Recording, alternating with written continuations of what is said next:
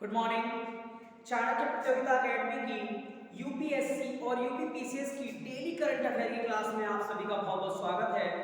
तो चलिए आइए शुरू करते हैं आज की यानी कि 20 अप्रैल 2021 की हम जो डेली न्यूज़ हैं उनको कवर करेंगे। तो चलिए देख लेते हैं हमारी आज की पहली न्यूज़। तो आज की हमारी पहली न्यूज़ है विश्व विरासत दिवस। विश्व विरासत दिवस यानी कि वर्ल्ड हेरिटेज डे। तो चलिए आइए शुरू करते हैं। पहला पॉइंट लिखेंगे कि यह दिवस प्रतिवर्ष 18 अप्रैल को मनाया जाता है। 18 अप्रैल को मनाया जाता है। यह दिवस प्रतिवर्ष 18 अप्रैल को मनाया जाता है। इस दिवस का उद्देश्य क्या है? इस दिवस का उद्देश्य है कि मानव विरासत को सुरक्षित रखना। दूसरा पॉइंट उद्देश्य में लिखेंगे मानव विरासत को सुरक्षित रखना। और दूसरा उद्देश्य क्या है? दूसरा उद्देश्य है कि जो मानव ये विरासत है इसको सुरक्षित रखने में जो संगठन कार्य कर रहे हैं उनका सहयोग करना या उनको बढ़ावा देना। तो लिखें कि मानव सहयोग को मानव विरासत को सुरक्षित रखना व इस प्रयास में जुटे संगठनों को बढ़ावा देना। इस प्रयास में जुटे संगठनों को बढ़ावा देना। ठीक है, बढ़ावा देना। तो चलिए बात कर लेते हैं इसके तीसरे पॉइंट की तरफ।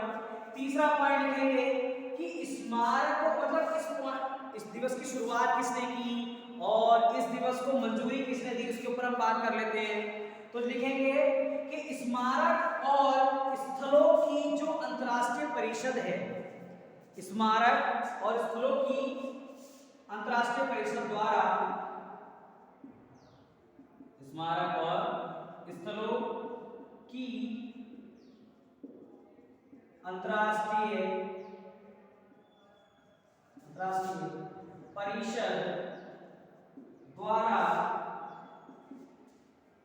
परिषद द्वारा 1982 में इस दिवस की घोषणा की गई। कब की गई? 1982 में इस दिवस की घोषणा की गई। ठीक है, और इसको मंजूरी कब मिली और किससे मिली ये हमारे लिए जरूरी हो जाता है। तो लिखेंगे कि 1983 में यानी कि ठीक एक साल बाद यूनेस्को द्वारा इसको मंजूरी मिली। 1983 में यूनेस्को एक संस्था है जो प्राकृतिक स्थल हो या विश्व विरासत स्थल हो उनकी देखरेख संरक्षण का कार्य करती है और बहुत से अन्य कार्य हैं। ठीक है, तो 1983 में यूनेस्को द्वारा इस दिवस को मंजूरी दी गई। इस दिवस को मंजूरी प्रदान की गई या मंजूरी दी गई। ठीक है, अब अगली बात यह बन जाती है कि इस दिवस की थीम क्या है। मैंने आपको बताया था कि अक्सर थीम पूछी जाती है कि इस दिवस की थीम क्या है, उस दिवस की थीम क्या है। तो लिख लेंगे वर्ल्ड हेरिटेज जो डे है इसकी जो 2021 की थीम है तो वो है complex parts diverse future. Theme 2021 क्या है? Complex past and diverse future. यानी कि इसका क्या अर्थ हुआ? इसका अर्थ हुआ कि जो अतीत था वो जटिल था और जो भविष्य है वो विविध है।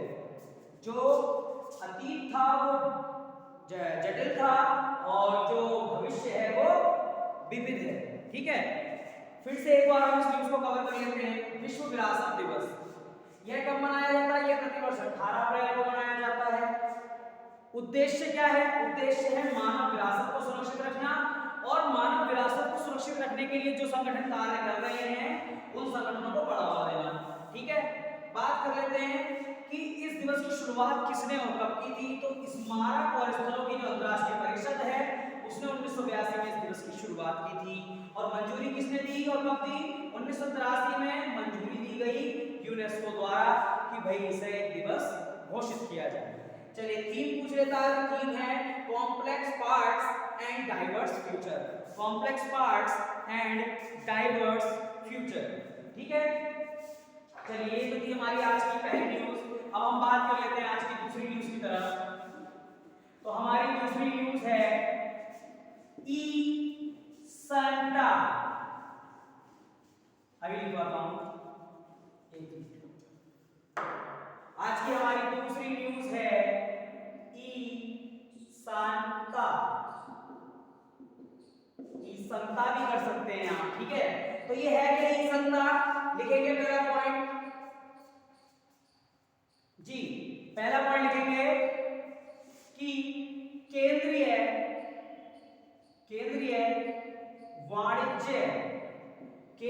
वाणिज्य और उद्योग मंत्री कौन है? केंद्रीय वाणिज्य और उद्योग मंत्री वर्तमान में कौन है? पीयूष गोयल। ठीक है, पीयूष गोयल जी। लिखें कि केंद्रीय वाणिज्य और उद्योग मंत्री पीयूष गोयल ने ई संता नाम से एक इलेक्ट्रॉनिक प्लेटफॉर्म जारी किया है। पीयूष गोयल ने ई संता नाम से एक इलेक्ट्रॉनिक प्लेटफॉर्म जारी किया है। एक इलेक्ट्रॉनिक प्लेटफॉर्म जारी किया है। चलिए बात कर लेते हैं ये कार्य क्या करेगा। ये कार्य करेगा जो एक्वा किसानों और खरीदारों को आपस में जोड़ने का कार्य करेगा। एक्वा किसान किसे कहते हैं? एक्वा किसान जो जैसे कि झींगुर पालन, मछली पालन, ठीक है, जो ये किसान ये कार्य करते हैं, ठीक है, वो क्या कहते हैं? एक्वा किसान कहलाते हैं। तो जो एक्वा व्यापार है उसमें किसानों को एक्वा किसानों और खरीदारों को आपस में जोड़ने का कार्य करेगा। इसका कार्य में लिख लेंगे। पहला पॉइंट हमारा केंद्रीय वाणिज्य और उद्योग मंत्री पीयूष गोयल ने ई संता नाम से एक इलेक्ट्रॉनिक प्लेटफॉर्म जारी किया। अब भैया वो प्लेटफॉर्म है क्या? वो प्लेटफॉर्म है एक्वा किसानों और खरीदारों के बीच एक संबंध स्थापित करना। ठीक है, जिसकी वजह से जैसे कि मुझे अगर कुछ खरीदना है तो मैं डायरेक्ट किसान से जाकर मिलूंगा। ठीक है, इसमें क्या है? बिचौलियों की जो भूमिका है, जो दलाल होते हैं, जो बिचौलिए होते हैं, जो ब्रोकर होते हैं, उनकी भूमिका खत्म हो जाएगी। ठीक है, अब बात कर लेते हैं कि ई सेंटा की फुल फॉर्म है क्या। ई सेंटा, ठीक है, लिख लें E for electronic, E for electronic जी। आगे लिखेंगे सेंटा में solution for augmenting, solution for augmenting electronic, solution for augmenting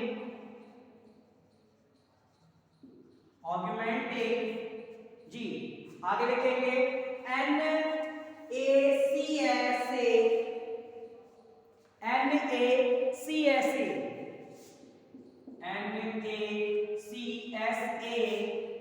ji. Farmers trade for agriculture,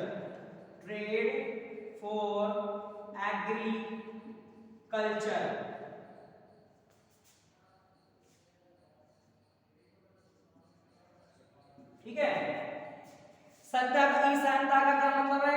E for electronic, S for solution, A for augmenting, N for NACS से farmers, trade for A for agriculture.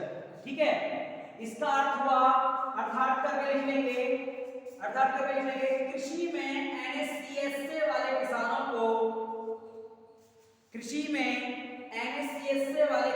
को, तथा उनके व्यापार को बढ़ाने के लिए electronic माध्यम प्रदान करना। इसकी फुल फॉर्म लिख लेंगे हिंदी में कि ईसेंटा का अर्थ है कि कृषि में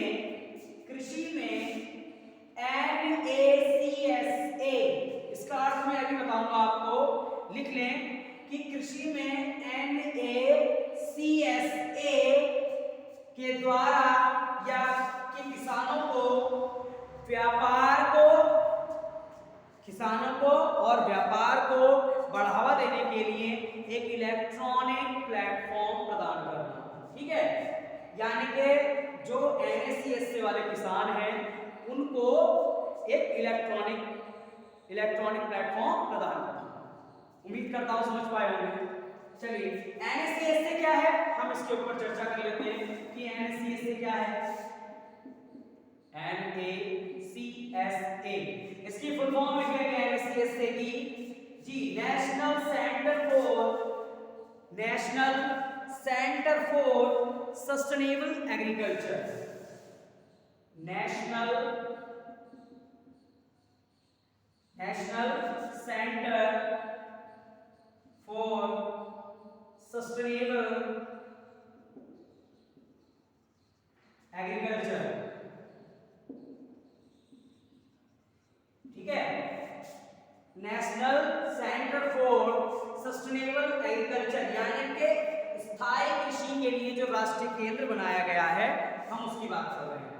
इसका अर्थ होता है स्थायी कृषि के लिए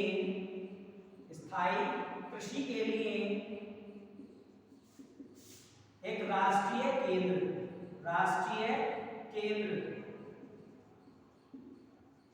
ठीक है, यानी कि इसका क्या मतलब हुआ? ईसेंटा का मतलब हुआ कि जो किसान स्थायी कृषि के लिए राष्ट्रीय केंद्र से जुड़े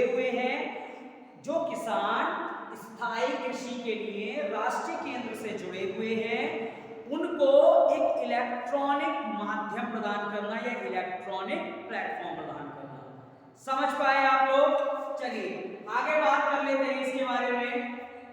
ठीक है, तो ये तो आपकी न्यूज़ इतनी है, लेकिन इससे थोड़ी सी और बात कर लेते हैं कि बाजार को समाप्त करने के लिए जो संस्था है, ठीक, ये एक प्लेटफॉर्म का कार्य करेगा। यानी कि अगर मुझे कुछ चाहिए होगा तो मैं इलेक्ट्रॉनिक के माध्यम से या ऑनलाइन कुछ खरीद सकता हूं और डायरेक्ट किसानों से खरीद सकता हूं। ठीक है, तो क्या होगा, एक जो बाजार व्यवस्था है वो खत्म हो जाएगी। सब कुछ जैसे कि हम Amazon पे करते हैं, ठीक है, और बहुत सारी साइट्स हैं, Amazon है और Flipkart है।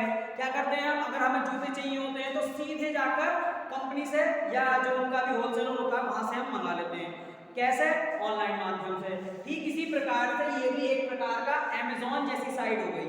ठीक है, अगर मुझे गेहूं चाहिए तो साहब ये है, अगर मछली चाहिए तो ईसेंटा प्लेटफॉर्म, अगर कुछ और चाहिए जो एक्वा से रिलेटेड हो, ठीक है, तो क्या होगा, ईसेंटा प्लेटफॉर्म पर जाएंगे और डायरेक्ट वहीं से हम बाय कर सकते हैं, खरीद सकते हैं। समझ गए? चलिए अगला पॉइंट लिखेंगे, यह प्लेटफॉर्म खरीदारों और किसानों के बीच से बिचौलियों की भूमिका को समाप्त कर देगा। यह प्लेटफॉर्म खरीदार और किसान के बीच से जो बिचौलिए होते हैं, जो रेट लगवाते हैं, कमीशन खाते हैं, उनकी जो भूमिका है उनको समाप्त कर देगा। ठीक है, चलिए अगला पॉइंट लिखेंगे, ये निर्यातकों को भी ये जो प्लेटफॉर्म है निर्यातक यानी कि एक्सपोर्टर्स को भी बढ़ावा देने में सक्षम है। ठीक है, तो ये हमारी आज की दूसरी न्यूज थी। अब बात करेंगे हमारी आज की तीसरी न्यूज की तरफ। तो चलिए आइए शुरू करते हैं। ये तीसरी न्यूज हम देख लेते हैं। आज की हमारी तीसरी न्यूज है वर्ल्ड जी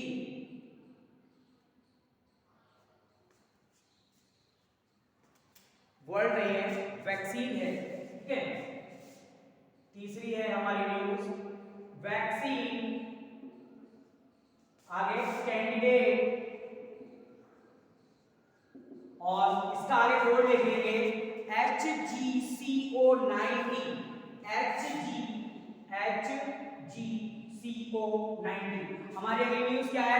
हमारी अगली न्यूज है वैक्सीन कैंडिडेट HGCO90। ठीक है, HGCO90 ये एक प्रकार का, मैं भी बताता हूं क्या है, लिख लेंगे। इसमें पहला पॉइंट लिखेंगे कि यह एक प्रकार का कोविड-19, यह एक प्रकार का कोविड-19 कार्यक्रम है जी। ये जो है वैक्सीन कैंडिडेट एक प्रकार का कोविड-19 कार्यक्रम है।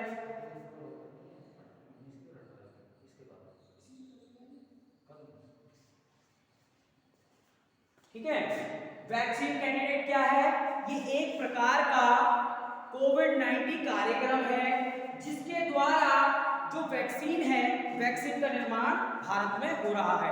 यानी कि जो दूसरे देश की जो दूसरे देश हैं वो क्या कर रहे हैं, वो हमारे भारत में अपनी वैक्सीन को लेकर आ रहे हैं कि भाई हमारी वैक्सीन को बनाओ या निर्माण करो। तो ये उसी से संबंध में प्रोग्राम है। ठीक है, ये उसी के संबंध में एक प्रोग्राम है जो mRNA पर आधारित है, जो mRNA पे आधारित है। mRNA क्या है? मैसेंजर ऑफ राइबोन्यूक्लियर एसिड, mRNA यानी कि मैसेंजर ऑफ राइबोन्यूक्लियर एसिड पर आधारित है। ठीक है, खाली आपसे इतना क्वेश्चन पूछेगा कि वैक्सीन कैंडिडेट HGCO90 क्या है, तो ये केवल एक कोविड-19 कार्यक्रम है। किस चीज पर आधारित है? mRNA पर आधारित है। अगला पॉइंट लिखेंगे, इसे किस प्रोग्राम के तहत शुरू किया जा रहा है? इसे किस प्रोग्राम के तहत शुरू किया जा रहा है? तो लिख लेंगे इसे मिशन कोविड सुरक्षा प्रोग्राम के तहत शुरू किया जा रहा है। मिशन कोविड सुरक्षा, मिशन कोविड सुरक्षा के तहत शुरू किया जा रहा है। समझ गए? यहां से क्वेश्चन बन सकता है कि वैक्सीन कैंडिडेट HGCO90 किसके द्वारा शुरू किया जा रहा है या किसके तहत शुरू किया जा रहा है? तो मिशन कोविड सुरक्षा के द्वारा शुरू किया जा रहा है। तो चलिए आइए अगला पॉइंट देख लेते हैं कि इस वैक्सीन का निर्माण आखिर हो कहां रहा है। इस वैक्सीन का निर्माण कहां हो रहा है? लिख लेंगे इस वैक्सीन का निर्माण जी, इस वैक्सीन का निर्माण पुणे की जो बायोटेक्नोलॉजी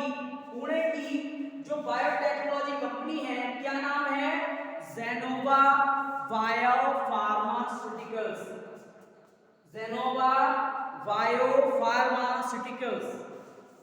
ठीक है, जेनोवा बायोफार्मास्यूटिकल्स। ठीक है, कहां है ये कंपनी? पुणे महाराष्ट्र में स्थित है। ठीक है, क्वेश्चन बनता है कि वैक्सीन कैंडिडेट के तहत जो वैक्सीन बनाई जा रही है वो कहां बनाई जा रही है? तो महाराष्ट्र पुणे में स्थित जो बायो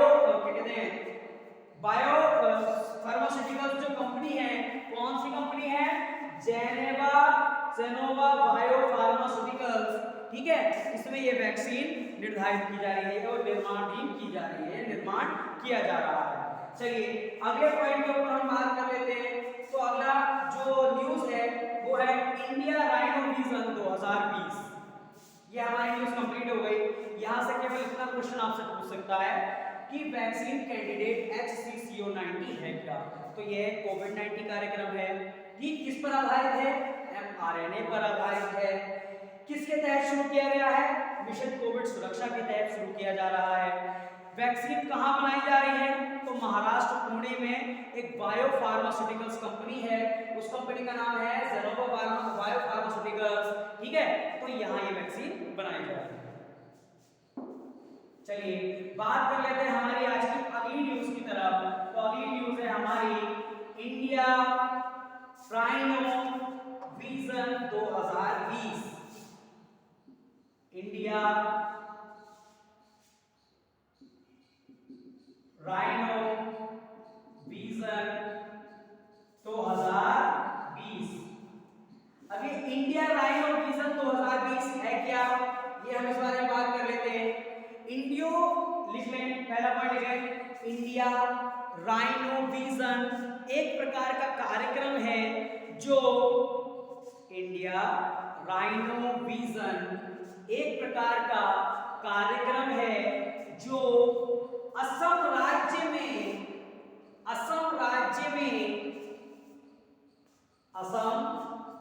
में एक सींग वाले गैंडे राइनो, एक सींग वाले गैंडे के बारे में तथ्य इकट्ठा कर रहा है। इंडिया राइनो विजन क्या है? इंडिया राइनो विजन एक प्रकार का कार्यक्रम है जो असम में एक सींग वाला जो गैंडा है उसके बारे में तथ्य इकट्ठा कर रहा है। चलिए अगला पॉइंट लिखेंगे कि इस बार जो 2020 में जो राउंड हुआ है वो कौन सा राउंड था। क्वेश्चन बन चुका है कि इंडिया राइनो विजन क्या अभी शुरू हुआ है? नहीं, ये कब शुरू हुआ है? ये शुरू हुआ था आपका जी, क्या कह रहे हैं, ये शुरू हुआ था आपका 2005 में। ठीक है, इंडिया राइनो विजन आपका कब शुरू हुआ था? ये शुरू हुआ था आपका 2005 में। क्वेश्चन बने कि इंडिया राइनो विजन कब शुरू हुआ, तो 2005 में। और 2020 में इसका कौन सा राउंड था? 2020 में इसका 8वां संस्करण था।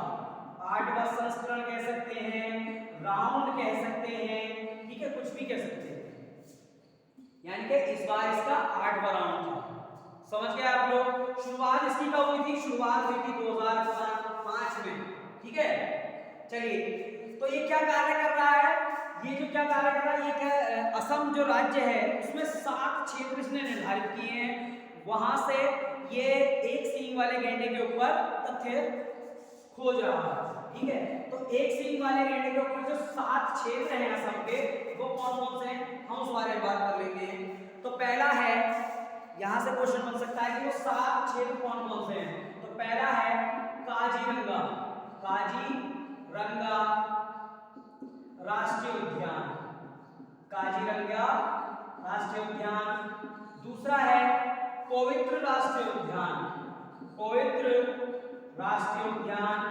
ठीक है, काजीरंगा राष्ट्रीय उद्यान और पवित्र राष्ट्रीय उद्यान। तीसरा है लेखाओ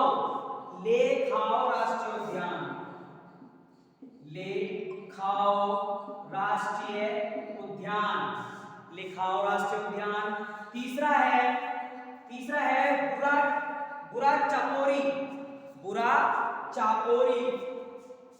चौथा है बुरा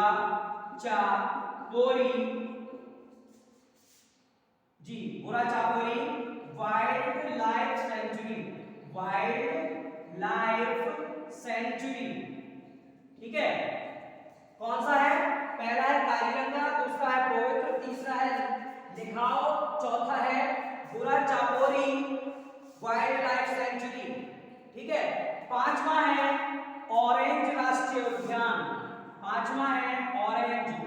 ऑरेंज राष्ट्रीय उद्यान। छठा है मानस राष्ट्रीय उद्यान और लास्ट का आपका 7वां है डिब्रू सिखोवा राष्ट्रीय उद्यान, शिखोवा राष्ट्रीय उद्यान।